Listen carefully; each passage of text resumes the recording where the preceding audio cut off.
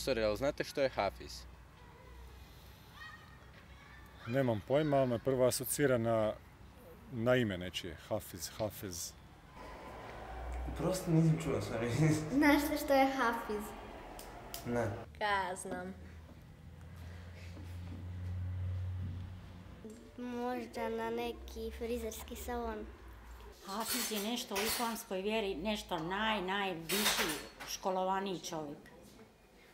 Ja sam Amar, imam 14 godina, idem u 8. razred osnovne škole Marije Jurić Zagorke. Hafiz sam Kur'ana. Iako živi u sredini, on dobro zna da smo mi ovako deklarativno multikonfesionalni, ali vole djeca zadirkivati djecu koji su drugih vjera, kao što je Amar musliman. Mislim da je Amar dobar prijatelj, dobar učenik i vrsan goman, jer je onaki sve razred prošao s 5. Nema se više šta tu reći. Amar jede će ovako 30 puta.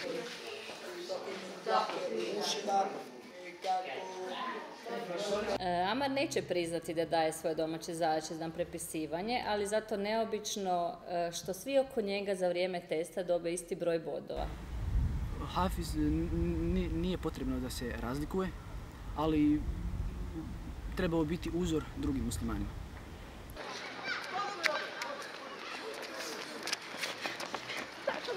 On je i vrijedan, pristojan, dobro odgojen, nosi uvijek opremu, radi sve što treba, ne odbija, ne bahati se. A meni? Jedno znanje ne ozaravanje. Da ja vidim da ste napisali. Nisam znala jedno 2 godine, ja mislim, za njegov veliki talent i za njegovo znanje Kurana. Iznenadila sam se kad sam čula. Kad se vratio, ili u Dubaju bio, mislim, na natjecanju.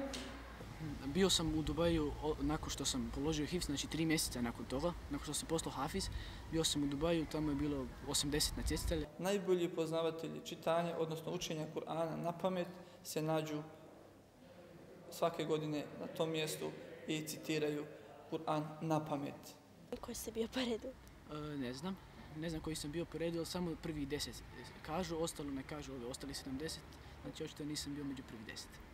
To je jedan lijep grad, novi grad, nastao prije jedno 20 godina možda. Sagradili su bezbroj velikih građevina, država Ujedinjeni Arapski Emirati, u pustinji, znači to je gotovo pustinja, samo ima 7 gradova, sve ostalo je pustinja. Znači ono za košarku još vrijedi, ja? I mi smo pokušali kao roditelji, ja i supruga, da mu damo što više informacije koje su njemu potrebne i mi smo uočili jedan talent koji je kod njega prisutan i cijelo ovo vrijeme, da je on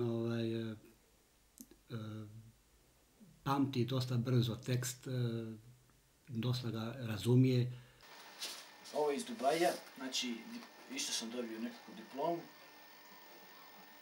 To piše na arapskom, ne razumijem kaj piše, samo razumijem da piše moje ime. Amar Muđkanović. Pa ponosan sam što sam hafiz, zato jer u Hrvatskoj nema takve osobe koja zna cijeli Kur'an na pamet, osim mene. Znači da je rodom odavde i da je ovdje završila hifz, znači postala hafiz. Bismillahirrahmanirrahim. Alhamdulillahi rabbil alamin. Znači ja sam malo debljan prije Ramazana i onda da mi ne da kome jedu, znate, ne jedemo, spava, ja ne jedem.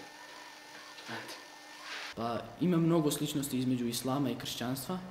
Znači oba dvije vjere su monoteističke, propovijedaju vjeru u jednog Boga.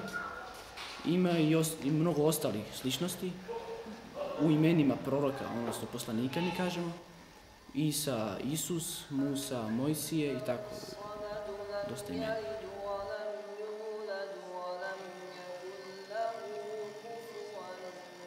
Eto, znamo da je to dijete rođeno, da ga je tako drag Allah dario da bude hafiz. Ne može svak biti hafiz. Nego koga Allah okrene na pravi put i kome nakog samo smiluje, pa mu svoje znanje podari, a njemu je podario i da je on naučio sav Kur'an na pamet. Malo žena bude na ikindi, ne mukebeli, stvarno malo. Imaju žene kod kuće posla raditi tako, a koje ne imaju posla. Vidio ove učenice iz medrese.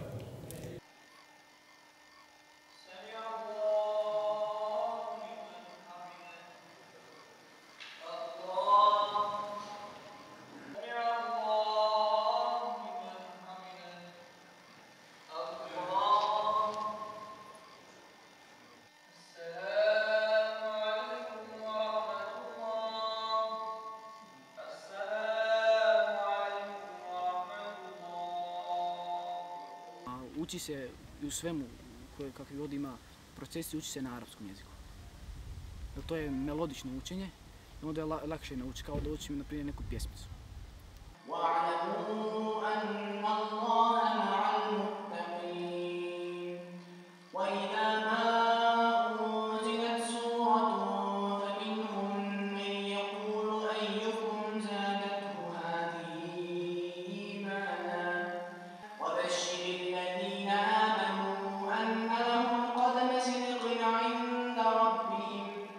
Pa sad, ne znam, nisam nikad čula kako peče arapski. Znači, nije to pjevanje, neka vrsta melodičnog recitiranja. Inna alladhina kafaru sawa'un 'alayhim anzartahum am lam tunzirhum la yu'minun.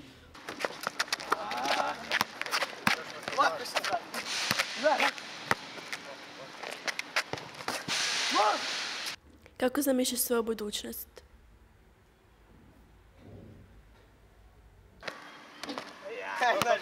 Znaš kak ti još bolje, daj meni. Znaš kak ti još bolje. Pa nisam još odlučio šta ću posle osnovne škole i nakon srednje škole. Ne znam hoću li vezati svoju budućnost uz vjeru, znači hoću li postati imam, odnosno vjerski vođa. Ako bi to postao, to je bilo lakše za mene jer ne bi zaboravio Kur'an.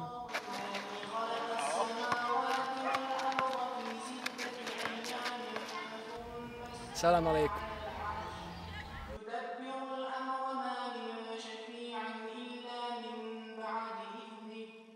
Što si ukočen, sjedni.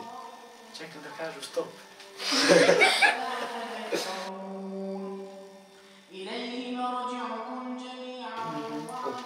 Potpuno Ne snima tebe. Pričam.